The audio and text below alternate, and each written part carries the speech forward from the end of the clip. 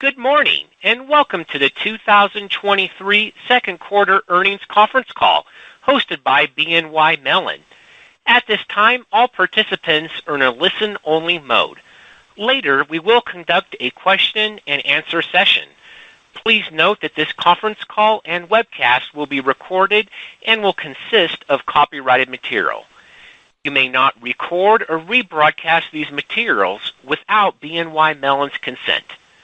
I will now turn the call over to Marius Merz, BNY Mellon Head of Investor Relations. Please go ahead. Thank you, operator, and good morning, everyone. Welcome to our second quarter 2023 earnings call. As always, we will reference our financial highlights presentation, which can be found on the investor relations page of our website at bnymellon.com. I'm joined by Robin Vince, President and Chief Executive Officer, and Dermot McDonogh, our Chief Financial Officer.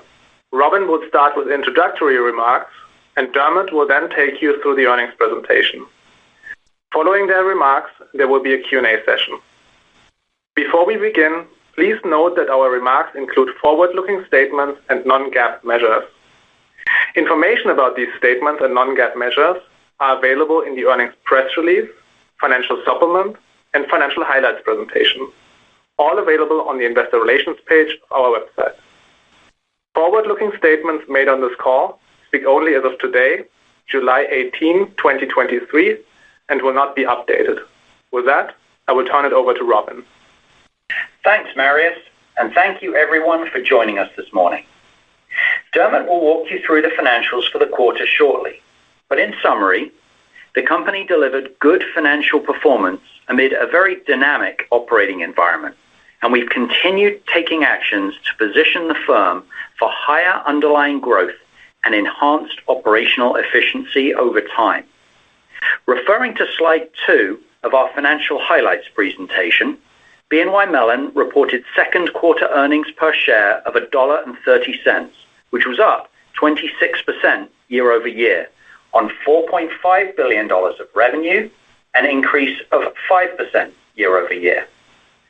Consistent with our focus on driving pre-tax margin expansion in 2023 and beyond, we drove meaningful positive operating leverage as we maintained strong expense discipline while continuing to make significant investments to improve our growth trajectory and transform our operating model.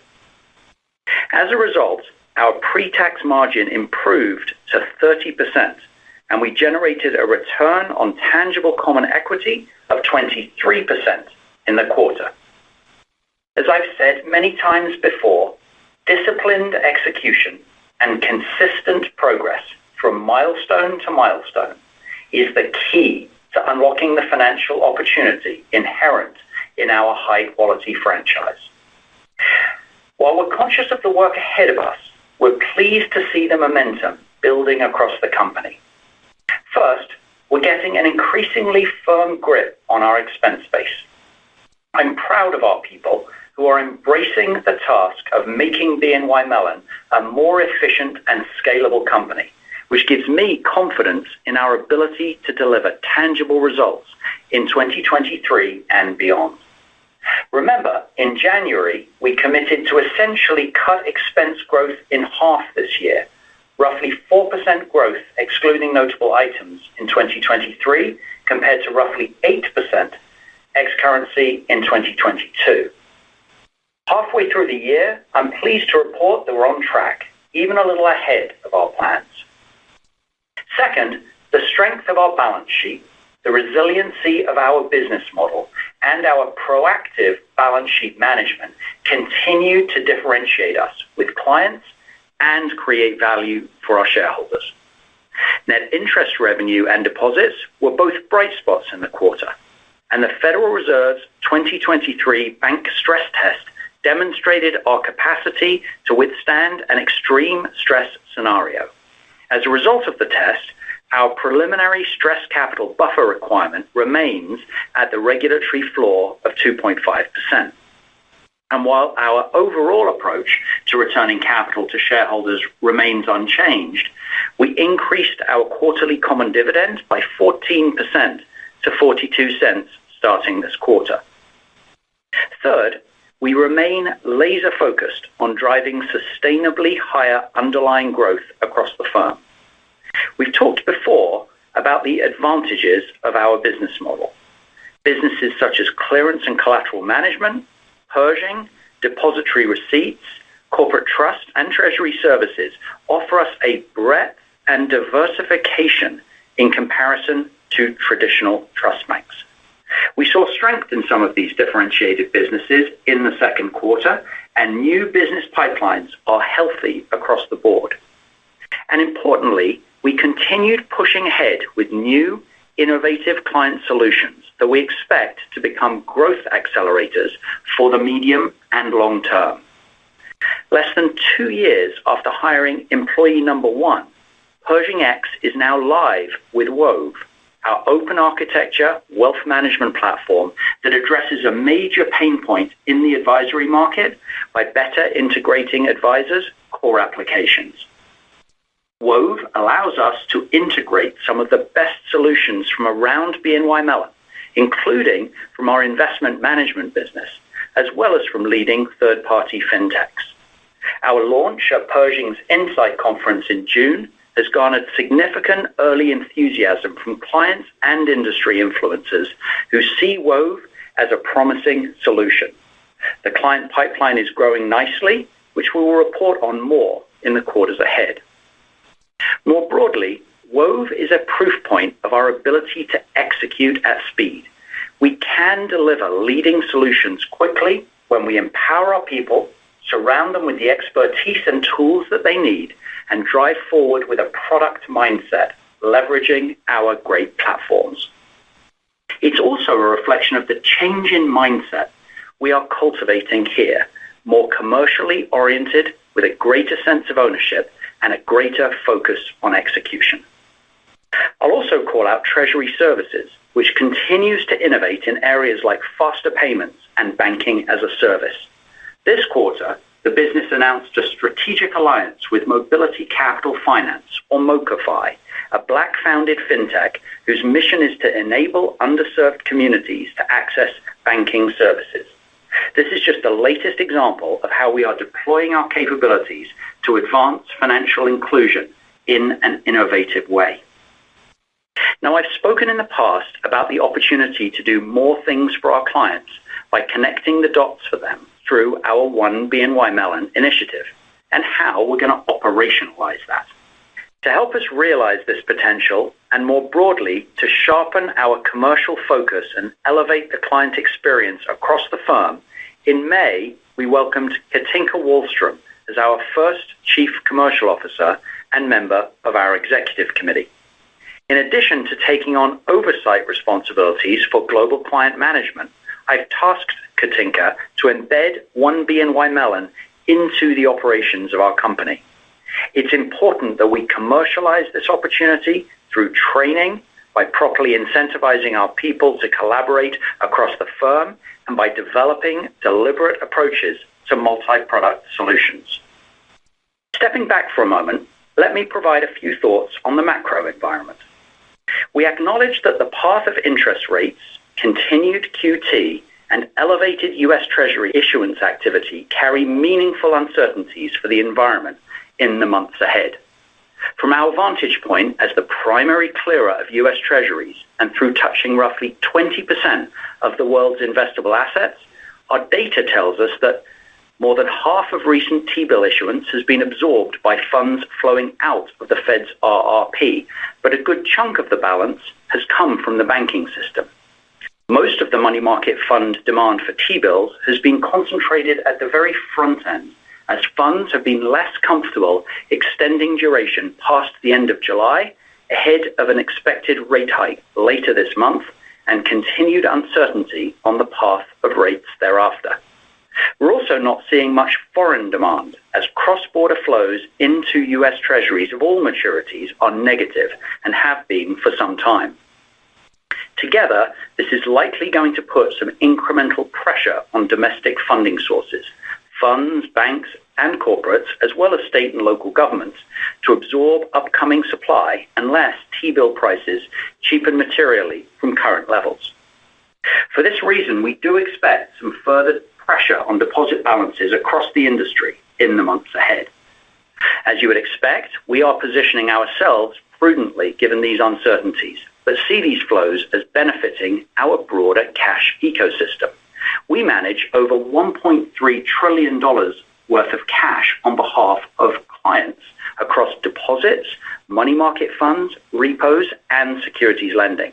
And we're the biggest provider of collateral services globally as well, with about $6 trillion of tri-party balances on our platform.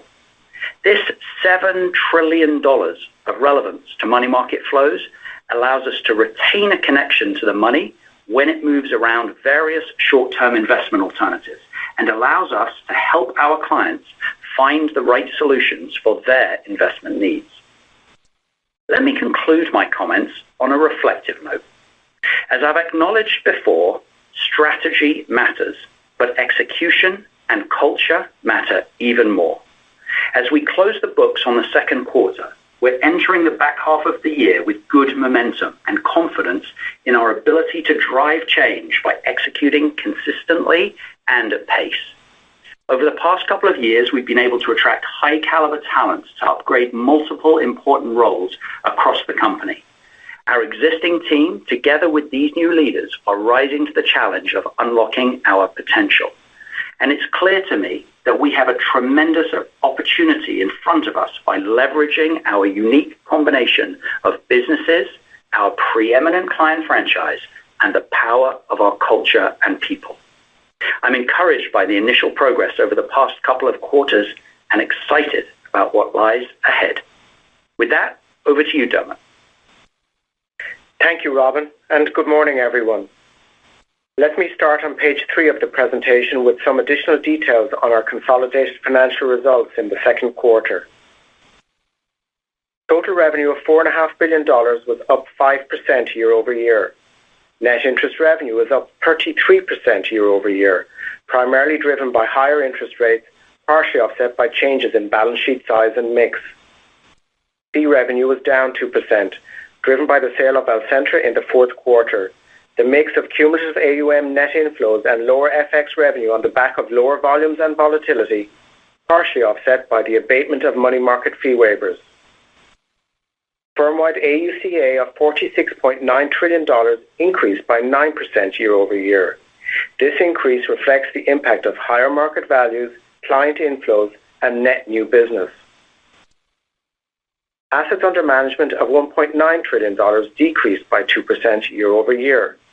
The impact of lower market values, driven by a year-over-year decrease in the UK fixed income markets, and the sale of Alcentra, was partially offset by cumulative net inflows over the last year and the favorable impact of a weaker US dollar. Investment and other revenue was $97 million. We continued to see strength in fixed income trading and positive seed capital results. Expenses were flat on a reported basis and up 1% excluding notable items. This was driven by higher investments and revenue-related expenses and the impact of inflation, partially offset by efficiency savings and the Alcentra divestiture. Provision for credit losses was $5 million in the quarter, reflecting changes in the macroeconomic forecast, resulting in higher reserves relating to commercial real estate, largely offset by reserve releases related to financial institutions. As Robin mentioned earlier, earnings per share were $1.30, up 26% year over year, or up 20% excluding notable items. Pre-tax margin continued to improve to 30%. Our return on tangible common equity improved to 23%. Turning to capital and liquidity on page 4. Our regulatory capital ratios remained roughly unchanged. The Tier 1 leverage ratio was 5.7%, down 14 basis points quarter over quarter, primarily driven by an increase in average assets. Tier 1 capital increased slightly, driven by capital generated through earnings, net of capital returned through buybacks and dividends. The CET1 ratio was 11.1%, up 10 basis points quarter over quarter, primarily reflecting higher CET1 capital. As we said on our earnings call in April, we tapered buybacks in the second quarter to maintain conservative buffers above our management targets, being mindful of the uncertain environment. Overall, we returned 72% of earnings, including approximately $300 million of common dividends and approximately $450 million of buybacks in the second quarter. On a year-to-date basis, we have returned 119% of earnings. The consolidated liquidity coverage ratio was 120%, an increase of 2 percentage points compared with the prior quarter. Our consolidated net stable funding ratio, which we are reporting publicly for the first time this quarter, was 136%, well in excess of the regulatory requirement. Moving on to net interest revenue and further details on the underlying balance sheet trends on page 5, which I will describe in sequential terms. Net interest revenue of $1.1 billion was down 2% quarter over quarter, driven by deposit mix shift, partially offset by higher interest rates. Overall, deposit balances have remained elevated relative to our expectations, as they increased 1% sequentially on an average basis. Interest-bearing deposits were up 5%. Non-interest-bearing deposits were down 11%, in line with our expectations. Average interest-earning assets increased by 4% quarter over quarter. Underneath that, cash and reverse repo was up 15%. Loan balances were flat. Our investment securities portfolio was down 5%. Turning to expenses on page 6. Expenses for the quarter were flat year over year on a reported basis and up 1% excluding notable items relating to litigation and severance. As I mentioned earlier, this reflects higher investment and revenue-related expenses and the impact of inflation, partially offset by efficiency savings and the Alcentra divestiture. To summarize, we continue pushing forward with our multi-year investments to increase the growth trajectory of the firm and transform our operating model for greater scalability over time. Importantly, we remain focused on driving positive operating leverage and delivering continued pre-tax margin expansion. As an example of the expense discipline that Robin mentioned, for the second quarter, we self-funded the entirety of our incremental investment spend and importantly are on course to do the same for the full year. Turning to our business segments, starting with Securities Services on page 7. As I discuss the performance of our Securities Services and Markets and Wealth Services segments, I will comment on the investment services fees for each line of business described in our earnings press release and the financial supplement. Securities Services reported total revenue of $2.2 billion, up 12% year over year. Fee revenue was down 2%. Within this, investment services fees were flat. FX revenue was down 20% on the back of lower volatility and volumes. Net interest revenue was up 46%. In asset servicing, investment services fees were flat, with healthy underlying growth from new and existing clients, offset by lower client transaction activity reflecting the current market environment. Importantly, strength in attractive market segments continued. Despite an industry slowdown for private markets and hedge fund launches, we saw strong growth in our alt servicing business.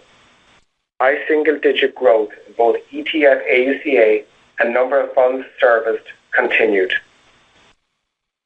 Within issuer services, investment service fees were up 3%, driven by our depository receipts business.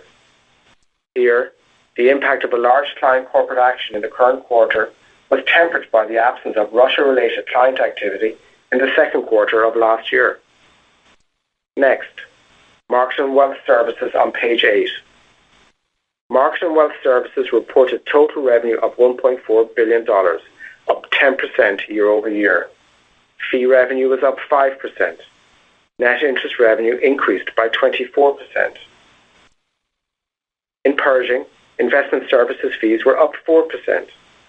The increase reflects the abatement of money market fee waivers and higher fees on sweep balances, partially offset by lower transaction volumes consistent with the decline in U.S. equity exchange volumes and the impact of lost business. The net new assets number was a negative $34 billion in the quarter, reflecting the deconversion of a regional bank client that was acquired in May. Excluding the impact of this ongoing deconversion, which we expect to weigh on our reported net new assets for several quarters, net new assets grew at a mid-single-digit annualized growth rate. We remain confident in Pershing's underlying momentum and prospects. Importantly, our continued investments to enhance Pershing's core platform, as well as the business's access to the strength and breadth of the whole company, is being recognized by clients as a differentiator, especially in the current market environment. Also, as Robin mentioned earlier, Wove is off to an excellent start. In Treasury Services, investment services fees decreased by 2%, reflecting higher earnings credits for non-interest-bearing deposit balances and lower payment volumes, partially offset by continued momentum across payment and liquidity solutions. In clearance and collateral management, investment services fees were up 10%, driven by U.S. government clearance volumes, reflecting elevated volatility and U.S. Treasury issuance following resolution of the debt ceiling. We also saw healthy growth in collateral management fees. As the largest truly global collateral manager, we continue to increase market connectivity by expanding our tri-party platform to include new markets, trade types, and collateral pools. Our average tri-party collateral management balances increased by 16% year over year to $6 trillion. Turning to investment and wealth management on page 9. Investment and wealth management reported total revenue of $813 million, down 10% year over year. Fee revenue was down 10%. Investment and other revenue was $12 million in the quarter, primarily reflecting seed capital gains. And net interest revenue declined 37% year over year. Assets under management of $1.9 trillion decreased by 2% year over year. As I mentioned earlier, this decrease largely reflects lower market values driven by the year-over-year decrease in UK fixed income markets and the Alcentra divestiture, partially offset by cumulative net inflows and the favorable impact of the weaker dollar. In the quarter, we saw $9 billion of net outflows from long-term products as clients continue to de-risk and rebalance their portfolios. And despite competitive investment performance, we saw $9 billion of net outflows from cash. In investment management, revenue was down 9% year over year, primarily reflecting the sale of Alcentra and the mix of cumulative net inflows, partially offset by improved seed capital results and lower money market fee waivers. While in wealth management, revenue decreased 10%, driven by lower net interest revenue and changes in product mix. Client assets of $286 billion increased by 8% year over year, reflecting higher market values and cumulative net inflows. Page 10 shows the results of the other segments. I will close with a few comments on our current financial outlook for the second half of the year. Number 1, our net interest revenue outlook for the full year 23 remains unchanged for 20% growth year over year. This is based on market implied forward interest rates towards the end of the quarter. We are pleased with our net interest revenue trajectory and balance sheet management year to date, but mindful that we are operating in a very uncertain environment with continued rate volatility, a higher for longer rates market backdrop, and uncertainty surrounding meaningful U.S. Treasury issuance in the coming months. Number 2, we are ahead of plan when it comes to executing on our efficiency efforts. We remain focused on outperforming our target of 4% expense growth, excluding notable items for the full year 23, and will work hard to drive this closer to 3% in the coming months. While we expect the operating environment to continue to weigh on fee growth relative to what we expected at the beginning of the year, Our progress on the expense side continues to give us confidence in our ability to deliver positive operating leverage this year. Number 3, we still expect to return 100% of our earnings or more to our shareholders over the full year 23, while continuing to position ourselves conservatively with respect to our capital levels, considering the amount of operating uncertainty.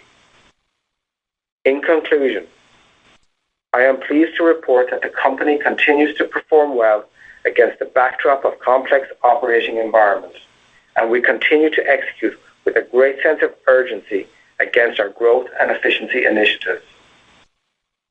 With that, operator, can you please open the line for Q&A? Thank you. If you would like to ask a question, please press star 1 on your telephone keypad. As a reminder, we ask that you please limit yourself to one question and one related follow-up question. And our first question will come from Brennan Hawken with UBS. Good morning. Thanks for taking my question. Dermot, I'd love to... Morning, Brennan. Good morning.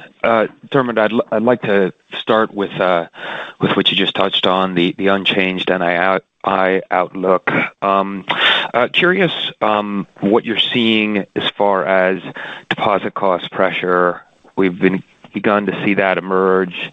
There are peer firms of Bank of New York that have flagged some upward pressure in the back book. How is it that you are able to avoid these pressures and keep on your NII outlook that you had provided earlier?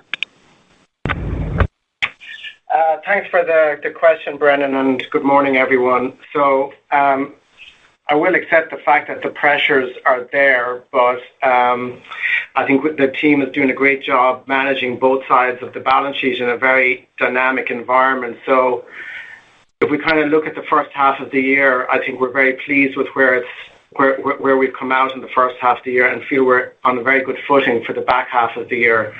In January, when we spoke to you, we kind of gave a guidance of 20%, and that was with a mid-single-digit decline in deposits over the balance over the course of the year.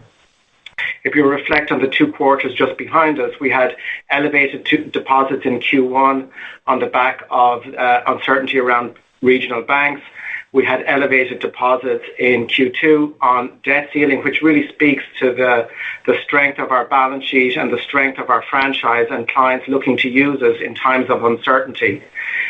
Now, when you look to the back half of the year, and our deposits, average deposits in Q2 were around $277 billion, up 1% sequentially. We do expect this growth to moderate in the back half of the year, and we do expect declines in our balances as a result of the treasury issuance, which I think is going to be announced in August in terms of what they're going to do between bills and coupon payments. And the interplay between QT, RRB, and bank reserves is something that we're all watching carefully. So we do expect our balances to go down to mid to high single digits from here. But when we reflect back and do the bottoms up, top down, and talk to clients and see what's happening in the marketplace, we come back to the same place as where we started at the beginning of the year in terms of our overall feel good about the guidance of 20%. And specifically to your point on deposit costs, look, our client base, unlike others, is largely institutional, and our bases are in the mid to high 70s, and we feel our book is we've passed on the rate rises to our clients over the last 1.5 years. So we feel pretty good about where the book is. We price competitively. Clients come to us not just for deposits, they come for a broad range of goods and services, and deposits are part of our overall product mix. So we feel very good about where the book is and where the cost is, notwithstanding there are pressures given the higher for longer rates environment and people looking to optimize their net interest income. So that's it. That's very helpful. Thanks, Dermot. I appreciate that. And so switching gears a little bit on the fee revenue side, this was a pretty good outcome for you guys here this quarter. How should we be thinking about jumping off into the next quarter? Is there anywhere in particular where you would flag some adjustments that we should be making to the baseline, or is this a fair way to think about it? So as it relates to fees, Brennan, look, I think when I look across the various businesses and the feedback that we're getting from clients and when I talk to our teams, our backlogs are good. We're winning our fair share of deals. I have to say the enthusiasm and the energy of the team when they came back from the Insight conference, having launched the Wolf product, gives us great, optimism about the future and what we can do for our clients. So overall, I would say our backlog is good in a very uncertain environment. We're winning our share, and our yet to be installed book of business in asset servicing is healthy and strong. Excellent. Thanks for that color. And our next question will come from Alex Blostein with Goldman Sachs. Hey guys, good morning. Thanks for the question. Just a quick follow-up first, maybe around the deposit discussion. So Dermot, if I hear you correctly, no kind of catch up from the back book that you expect to see in your deposit pricing for the rest of the year. But I guess if we look at the deposit beta over the course of this quarter, it looks like it was pretty close to 100% on a currency adjusted basis. Maybe help us break down the deposit costs in the U.S. and non-U.S. and maybe the type of, what kind of deposit pressure and client conversations are you seeing in the kind of, different regions? So on the catch-up, Alex, I would say when we talked about this last quarter, we kind of said our Q1 results were kind of largely a little bit of the price lag there, which we feel is largely behind us, and that catch-up has happened in Q2. So overall, I think we feel pretty good about the catch-up. Mid to high cumulative betas are in the mid to high 70s for dollars, and look, it's reasonable to expect that they will continue to grind higher from here, but I would say no meaningful change. If you take the overall deposit book in total, it's largely a dollar-based book, 80% dollars, and then 10% split between euros and sterling. And the betas for sterling and euros are roughly in the kind of 50 to 60% range.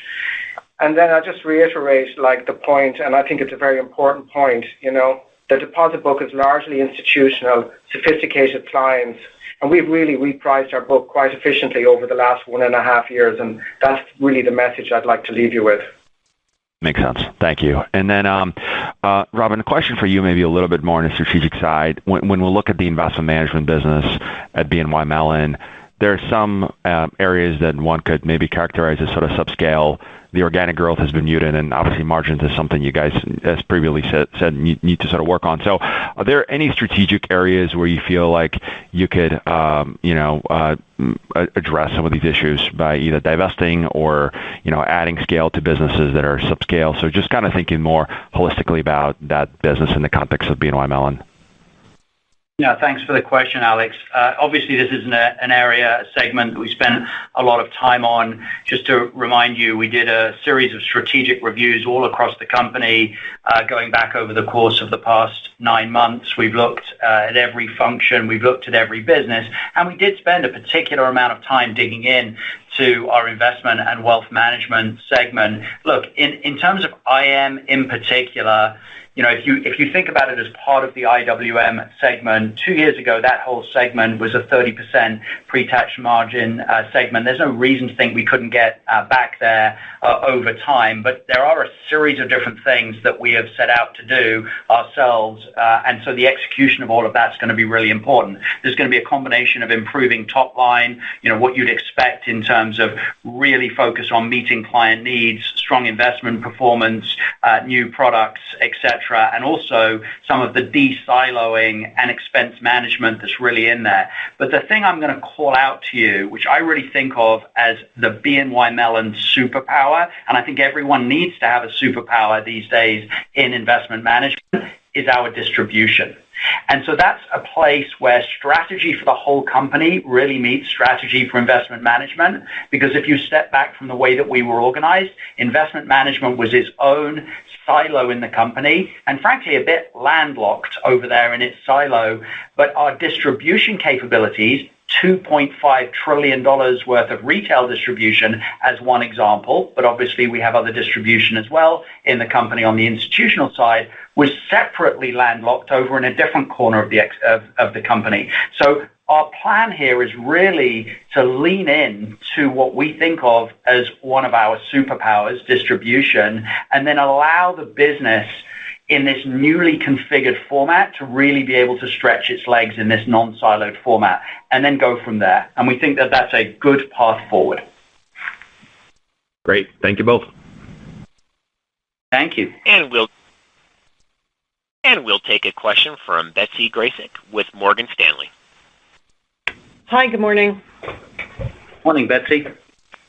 I know we talked a lot about deposits, but I did just want to drill down on how you're thinking about the life of the deposits, and is that at all changed versus history? And part of the reason for asking is just trying to understand if there's any impact on the securities portfolio as you put those, that deposit flow to work. Thanks.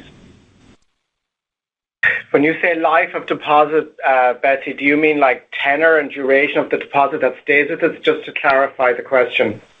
Yeah, how what you are assuming the life of the deposit is, because I'm expecting that drives how you're, investing those deposits. Okay, so let me start talking about the $277 billion of average balance sheet that we have. Important point number one, 2/3 of those deposits are operational, or what we call sticky. Here at BNY Mellon, we don't classify between insured and uninsured. We call sticky and non-sticky. So the vast majority of our deposits are with us because the clients are in our ecosystem for the long term and need to have cash with us to execute their business. So that's why we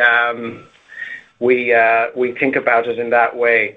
On the asset side of the balance sheet, I would like to go back 18 months when we kind of made some strategic decisions about positioning for this rise in interest rates. We took a view in terms of how we wanted to set up the balance sheet with a rapid increase in interest rates.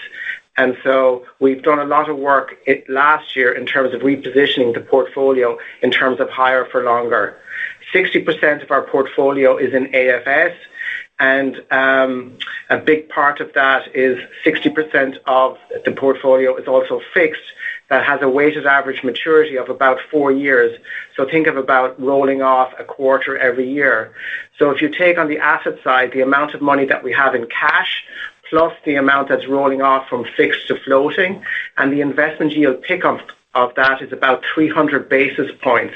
We feel when you look at both asset and liability together combined, we're really well positioned over the next 12 to 18 months to manage through this rate environment. Okay, and you would say that the deposits already reflect the rates that obviously have come through to date, right? Largely, yes, absolutely. Which is why cumulative betas are in the mid to high 70s, and we expect them to grind a little bit higher from here. But we, as I've said, we pay our clients a competitive rate, and they are sophisticated, and they know what they're doing. Yeah. Okay. And then just separate question on op risk RWA. We're next week, I guess, we're getting the Basel III endgame rules, and just wondering. I know we don't have the final rule, but I'm sure you've thought a lot about this op risk RWA component that's being added to standardize. Maybe you could give us a sense as to how you're thinking through and how we should think through, assessing your position when those rules come out next week. Thanks. So again, look, we've talked about this pretty much for the last 12 months. So just to kind of recap what we've said before, based on what we know, we expect operational risk RWAs to be in the standardized approach, and that will drive an increase in our standardized RWAs. Based on our internal analysis, we think that'll have a smaller increase than what the QIS has shown in the past. And so we kind of feel like, capital levels will be a little bit higher, but we feel we will have the ability to adapt and live with whatever the outcome is. But again, it's been delayed a couple of times. So I think for us, we're just waiting to see, and we will turn it around quickly, and we'll communicate to you when we have something tangible to say. Got it. Okay. Thanks so much. Appreciate it. Thanks, Betsy. And our next question will come from Steven Chubak with Wolfe Research. Hi, good morning, Robin. Good morning, Dermot. Morning, Steven.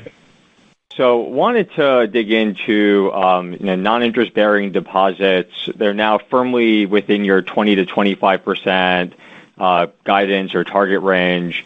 Your peers have offered more conservative guidance on NIB deposit trends.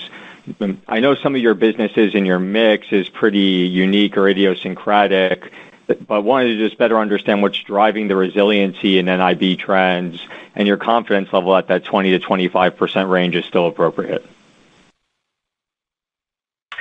Okay, thanks for the question, Stephen. Let me again go back to my last call when it was at 26%. And I guess everybody on the call was looking to see why weren't we guiding higher.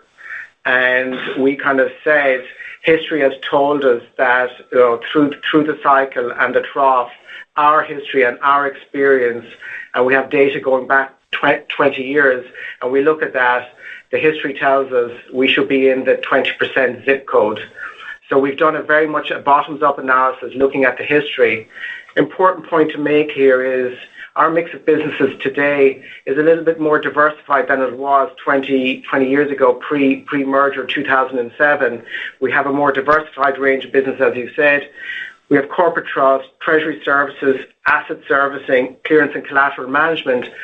And each of our clients in each of those business segments use us for different reasons, and deposits behave in a slightly different way within each of those businesses. And the mix between NIB in those businesses varies. And so that gives us a really good confidence level in terms of the diversified business model nature that we have. So our internal analysis is kind of pretty solid. And then we look at what industry is saying and what you analysts are writing about, and we kind of take that into accommodation. Also, what other people have guided and what our clients are telling us.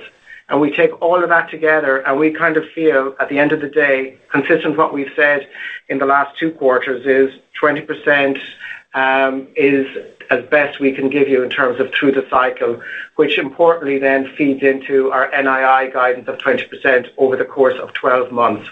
So it's important to remember it's a 12-month guidance as opposed to managing it quarter to quarter. No, it's really helpful. And just for my follow-up, encouraging to see the 30% margin for Securities Services this quarter. Now, that said, the IWM margin remains subdued, running in the low teens year to date. I know, Robin, you had talked about distribution being a big focus, but what do you see as an achievable target versus that low teens level you're running at today? And how much of that margin improvement is contingent on revenue opportunities like improved distribution versus efficiency gains? Sure. So looking at the whole company, the Securities Services margin was 29%. We've given previously the guidance and the target around getting that to 30%. We're very pleased with the progress, but there's no question that we've had some sort of easier tailwinds in the form of rates, and we have to continue to get after this deliberate cost to serve. And so I just put that as a footnote on the Securities Services point. We are laser focused on continuing to drive that margin higher. We're not complacent about this at all, just because it happens to be approaching our original target. But look, on investment management, and this goes a little bit to the prior question, 2 years ago, this was a 30% pre-tax margin segment. So we look around the world, we look at what's happened, how has it come down, the various causes, some of which is obviously a little bit cyclical. And our conclusion is we don't see any reason why we couldn't get back there. But execution comes in a bunch of different pieces, as I touched on before, and we really have to get after that execution. And I think, for me, this point about the superpower of distribution, remembering that we are a diversified set of businesses at BNY Mellon, and we've had these tremendous distribution capabilities, which we have really not put alongside this investment management manufacturing capability as well as we could have. And so that's a strategic change in the company. And as we pursue that strategic change, and it will take a little while, that we think is going to have some important opportunity. I'll also call out the expenses. I've talked to you before about the fact that one of the other problems with silos, as well as not bringing all of our company to bear on problems, is the fact that we have duplicate costs. And investment management is a great example of this. We have in our investment management central team additional expense that duplicates to the rest of the firm, and we can find better ways of bringing those capabilities together to actually execute better. So there's opportunity there as well. So collectively, we're going to pursue all of these things. It's going to take us a couple of years, realistically, to see all of the benefit of all of this work, but we feel reasonably optimistic about our path forward here. And of course, we're going to continue to report it, and we'll keep you updated as we go on the journey. That's great color. Thanks for taking my questions. And our next question will come from Glenn Schorr with Evercore ISI. Hello, how are you? So the FedNow platform is the FedNow platform is starting for instant interbank payments. I'm assuming you're going to be playing a big role in this, but I'm curious what you think the expected impact for the industry and for BK is. Like, these things are usually good for expenses, good for capital efficiency, but bad for revenue. But I'm just curious if you can tell us what you think. Sure. So immediate payments, which is the umbrella I'll put both FedNow, which is the new service coming into production from the Fed, and also the clearinghouse's real-time payments rails, that the whole immediate payments world does to us represent an interesting disruption opportunity in the ecosystem of payments, because there hasn't been a ton of disruption over the course of the past sort of 20 or so years. And so when these evolutions occur, we see that as an opportunity because we've been a bit underrepresented. Although we're the seventh largest US dollar payments clearer, we feel a bit underrepresented in some parts of the flows of that ecosystem. So we've deliberately invested to be ready as a market leading participant in the real-time immediate payments, let's call it evolution. So yes, we think it's important. Yes, we think it's an opportunity. We were the first bank to do a test in the original rails. We've seen good traction. It's still early days. I think FedNow will be a bit of an accelerant to this because it creates more awareness of real-time payments, and it broadens out the overall sort of participation rate, I think.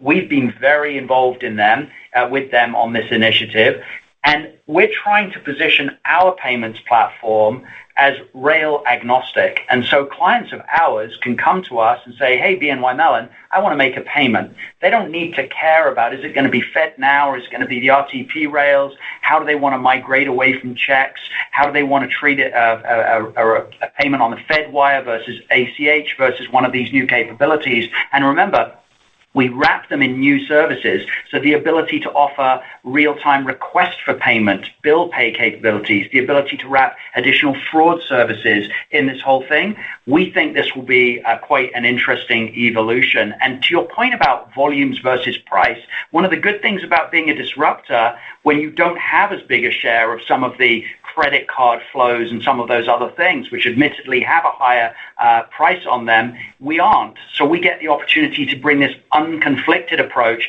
and benefit from the upside, frankly, without sacrificing much on the other side. Very interesting. Thank you for that. Separate but related. I think you guys have done a very good job of taking that 20% net interest income growth you expect this year, offsetting the couple of percent expense growth, and bringing that operating leverage.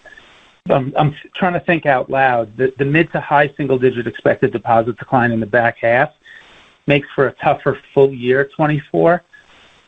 So even with good expense control, I guess my question is, how much do you need more of those, get clients to do more with Bank of New York, cross-selling mentality to kick in to produce that operating leverage next year? So, look, that's a kind of a crystal ball type question, Stephen. So I think it's a bit too early for us to comment on 24. there are three parts to the question. Is like one BNY Mellon client franchise. We go at it every single day with incredible intensity. We want clients to do more with us across different parts of the firm, and we're really working hard at that. The second point is expenses.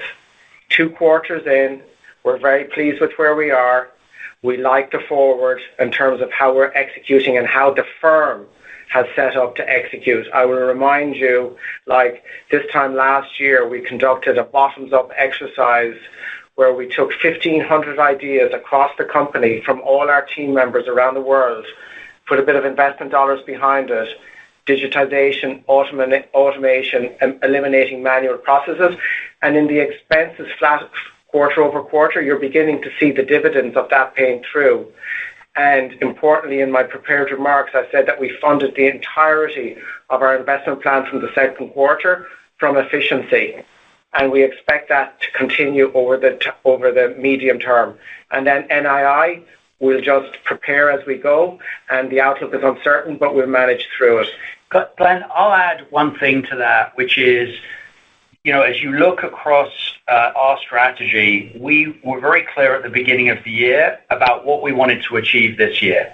We set out these 3 points of our outlook, our guidance for 2023.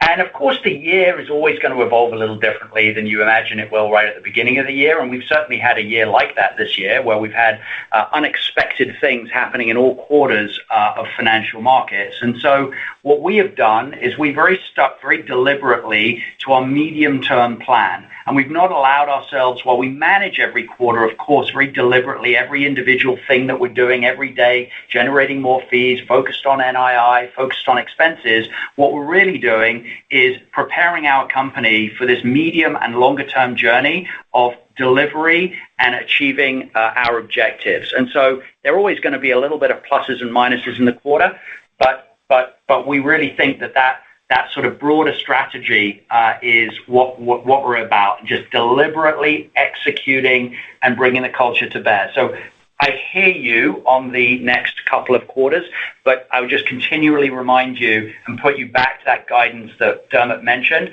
about what we're trying to do this year. Totally fair. Thanks. And we have a question from Ebrahim Poonawala with Bank of America. Hey, good morning. Just good morning, a follow-up, Dermot, on the NII side. So heard everything that you've talked about. You've done a good job in terms of forecasting NII and depositor behavior. Give us a sense of if we don't get any rate cuts over the next 12 months, where does NII trough given the repricing on the security side that you expect? And assuming no big surprises on deposits relative to your current expectations. Just, is there a natural trough to NII without, before we bake into it any Fed moves? So look, the path of, it's a difficult question. The path of interest rate matters, yeah. Level of rates, timing. If you look at the last 8 months, the market, broadly speaking, hasn't got it right relative to Fed dots and has now come into line over the last several weeks. I think the two things that I'm looking at are, it's pretty baked in that the Fed will hike in July. Then you have Jackson Hole. That's going to be a very important meeting. And then what happens in November, because if it's one hike every 2 meetings, between July and November is a long time, and there will be a lot of data in that period. And so if they pass on November, it's going to be very hard for them to restart again. So I think when we look at our balance sheet, we positioned it higher for longer, and that kind of has informed our guidance of 20% for this year.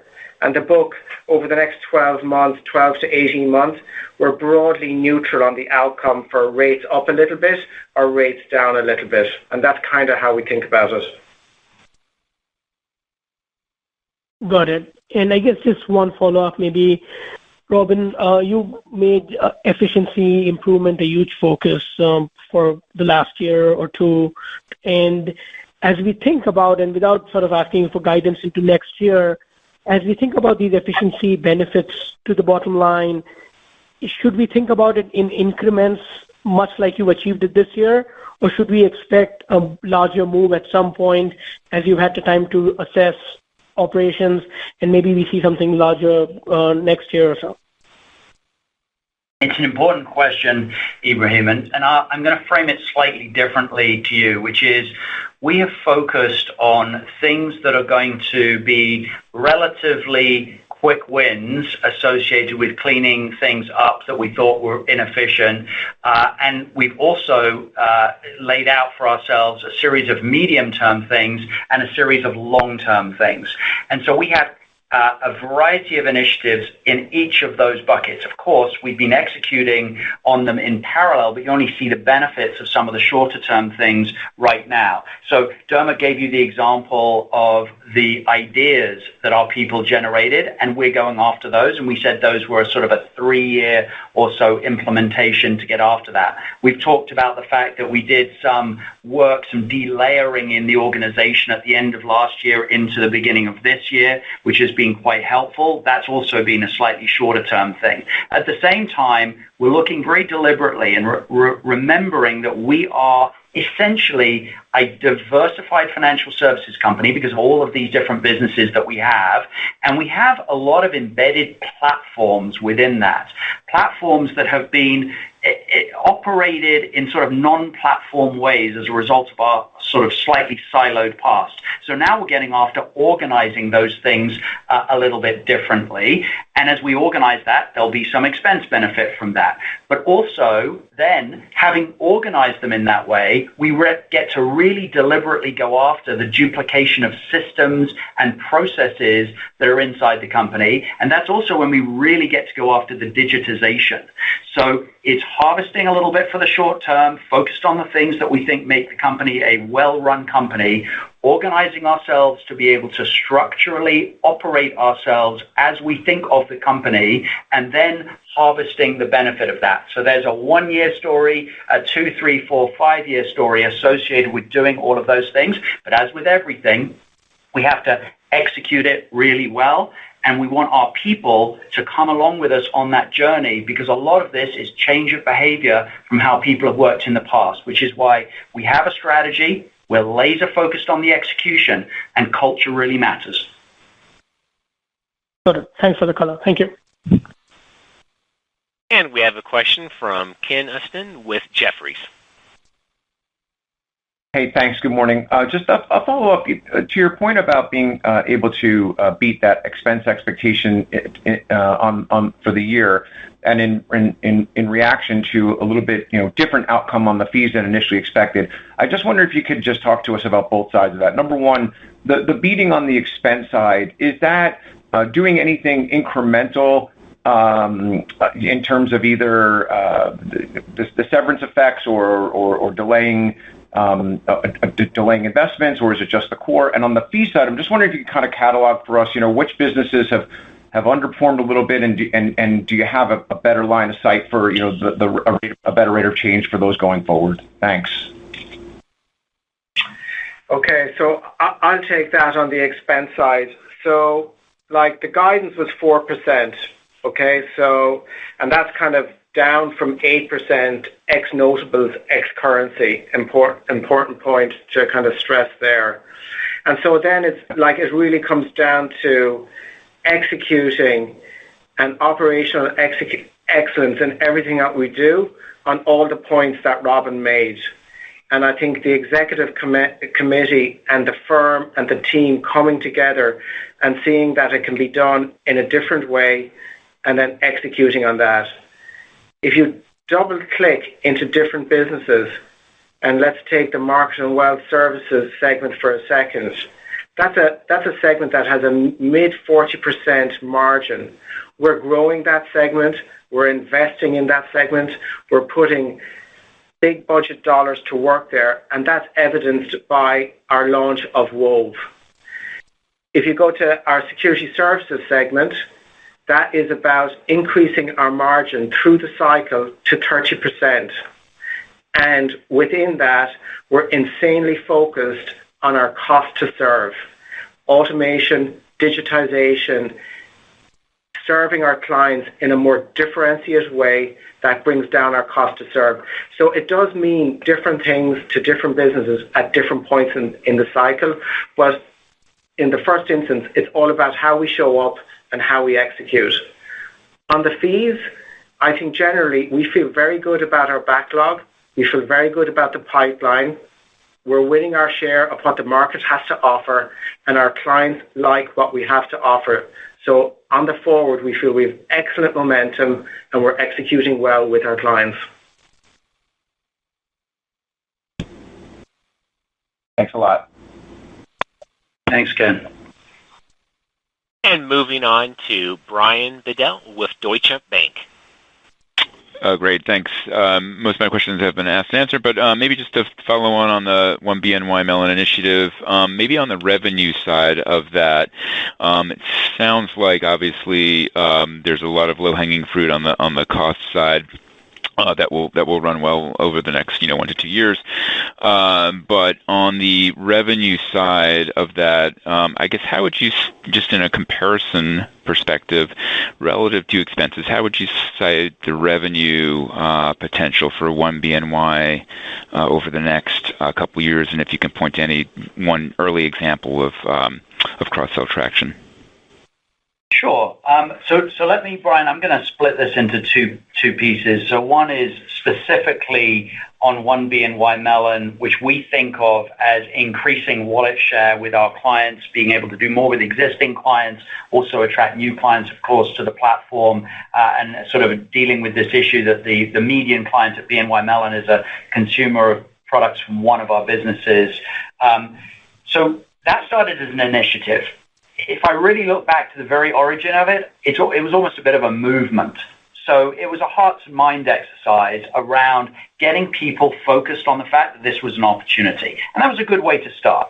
We set ourselves targets for 2022. We exceeded them. We set ourselves targets for 2023. By the way, we've achieved 80% at the half-year mark, 80% of our full year's sales targets for that initiative, and at least 50% of our sales force has made at least one referral. So we feel good about the way that we started. But as I mentioned in my prepared remarks, actually kind of industrializing that, embedding it into the way that we actually run all of our sales and relationship management groups all across the company, that's the next critical phase of this. And so that's when it becomes part of sales targets and part of the way in which we assess people's performance, and we incentivize them and we train them. And to enable that, we made an important new hire, and I mentioned Katinka in my prepared remarks, because we needed to put somebody and wrap up that strategy deeply into how we actually operate the company. So that's the specific One BNY Mellon initiative. We feel very good that creates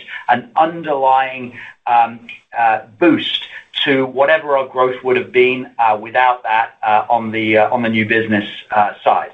In addition to that, the point that I made earlier on about de-siloing the company, we've talked about that more through the lens of expenses, but actually it has an equally important component in terms of growth. And so we're investing in growth in how we actually operate our existing businesses, in addition to the new innovations that we've talked about, like Pershing X and outsourced trading and that. And so I'll give you a few examples of that. Let me give you one good classic example, which is we're a large clearing firm. We're known for having that as one of our businesses, but we actually had two institutional clearing platforms at BNY Mellon, one embedded in our clearance and collateral management business and one embedded in our Pershing business. And remember, I'm talking about institutions here, so this isn't including the wealth piece in Pershing. And it didn't make any sense because we had multiple platforms, clients were confused, we did it in different ways, and so we've taken those two businesses and we've combined them. And now we have one institutional clearing business at BNY Mellon. We're in the process of executing that change right now. I could give you the same types of examples around the way that outsourced trading came into being, which was originally landlocked inside investment management. We took it out, we aligned it next to our markets business.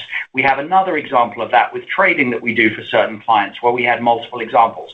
So we have a long list of things where we were operating kind of independently, and part of our growth is by bringing those together. Yes, we will get benefits in terms of efficiency, but we expect more client business from it too. Yeah, that's fantastic color. Maybe if I could just finish off on the deposit, one more on the deposit side for you, Dermot. You mentioned that your pricing is already very good, and you're not seeing a great deal of pressure on deposit costs other than the grind higher that you cited. Within the asset servicing segments specifically, so the asset servicing part of Securities Services, are you seeing a different dynamic there whereby clients are looking to either shift out of NIBs or look for better deposit pricing? And then in those contracts that you have, servicing contracts that you have, do you have provisions for embedding sort of a level revenue type of outcome depending on whether they pay via fee or compensating balance? So look. Right, I think you're trying to do a read across, so I think it's not really appropriate for me to kind of get into the detail on any specific business because, we aggregate up to the firm and we give you a firm view. So I wouldn't say, I'm not seeing anything within asset servicing as it relates to the mix of IBs and NIBs that would cause me to think there's been an outlier change quarter over quarter or something that's unusual and out of line with what we expected at the beginning of the year. Yep, fair enough. Thank you. Thanks, Brian. And we have a question from Gerard Cassidy with RBC. Thank you. Good morning, gentlemen. Dermot, morning, Gerard. Earlier, Robin pointed out that obviously there's going to be a lot of treasury issuance in the second half of the year. Can you guys quantify the benefit or the monetary benefit that you'll see from this type of issuance because you're the primary clearer of treasuries, of course. Is there any way of quantifying that for us? Well, I'll take that actually, Gerard. So look, when you look across all of our businesses, we recognize that growth comes in lots of different forms. You can have clients growing their wallet share with us.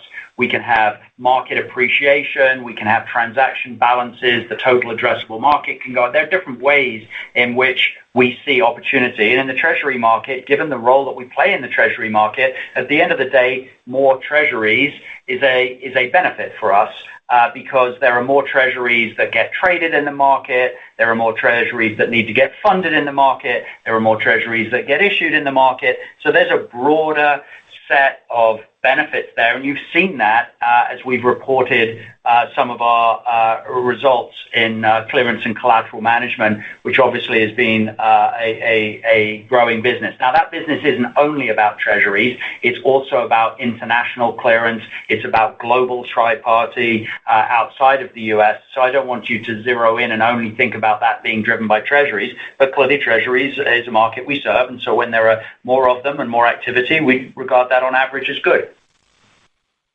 Very good. I appreciate that. And then, Dermot, you were talking about the balance sheet and how the portfolios, the securities portfolios are positioned going forward, especially if we're in a higher for longer rate environment. What if we get surprised sometime in the spring of 24 and the Fed starts cutting rates? How quickly can you reposition the portfolio for that, or would you need to do that? Can you give us some color on, the opposite of what everybody expects today of higher for longer? So the quick answer is a large part of our portfolio is cash, so reprices very quickly up or down. So we kind of think of our balance sheet is broadly neutral. So if they cut by 25 basis points or 50 basis points, we're okay.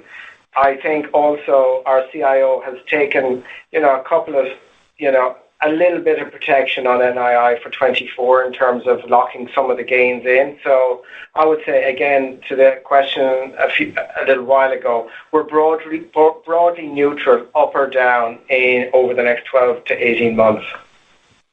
And then just if we were to move into this lower rate environment, because your deposit betas are so high, so far, year to from the beginning to where we are today, I would assume you would be able to cut rates pretty quickly, deposit rates pretty quickly? Symmetrical, 100% accurate. Yeah. Price Great. Equally on the way down as just on the way up. Yeah. Thank you. And we have a question from Rob Wildhack with Autonomous Research. Morning, guys. I wanted to go back to the theme of fees versus expenses and drill down a little bit into Securities Services and the margin in there. I mean, what portion of the margin improvement you're aiming for do you think will come from sheer expense discipline? And then what portion do you think comes from all the fee opportunities that you're speaking to?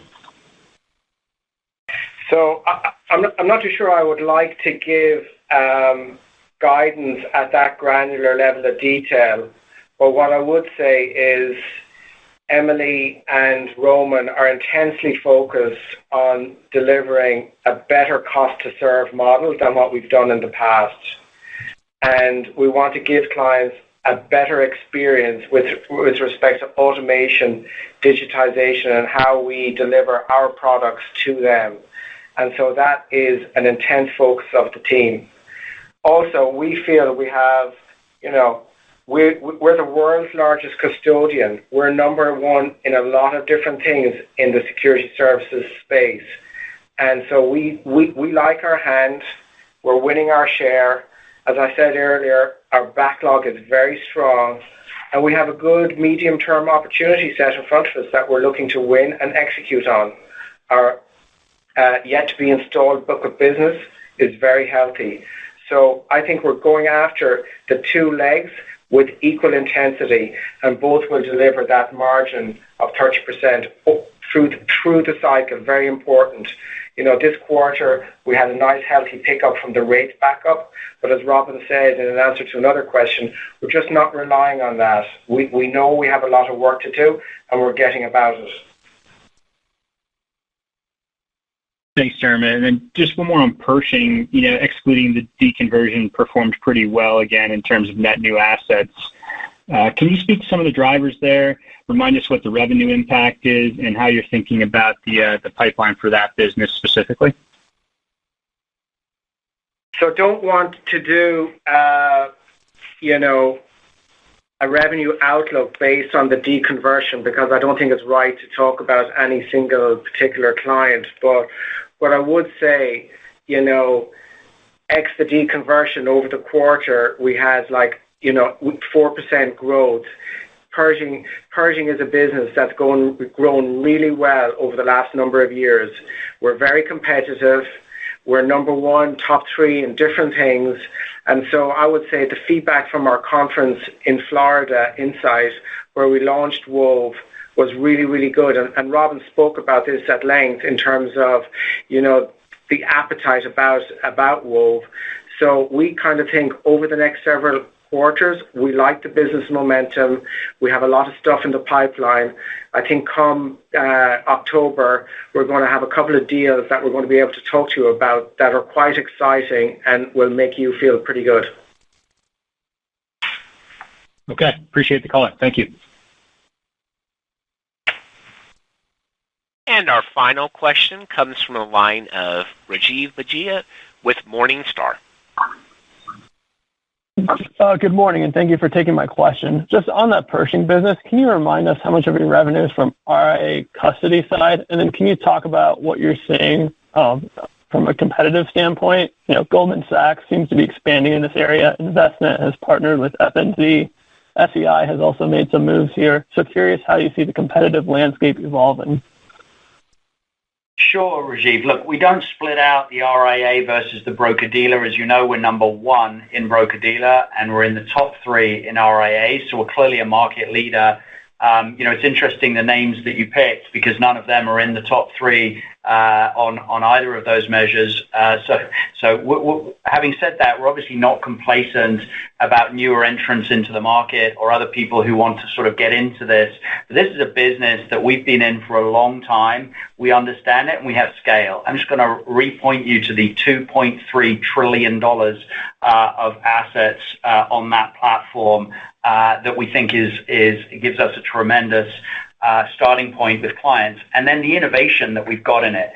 So we've got multi-custody, which is very important in that business. We're innovating. A lot of our services traditionally have been focused on the investor, but now we're delivering to the advisor as well with the Wove platform. We've innovated into direct indexing capabilities, financial planning capabilities, tax-aware investing capabilities. We're deploying BNY Mellon advisors and the capabilities from investment management because we have a $1.9 trillion investment manager. We have existing technology from our wealth management franchise, which is market leading, and we're adopting a one BNY Mellon mindset to that. So we're taking that technology and delivering it through Wove to other advisor clients. So we've got this whole breadth to how we're actually approaching this opportunity. And while we, of course, welcome the competition from some of these other folks, I don't think any of them can deliver that breadth of capability to our clients. And so for advisors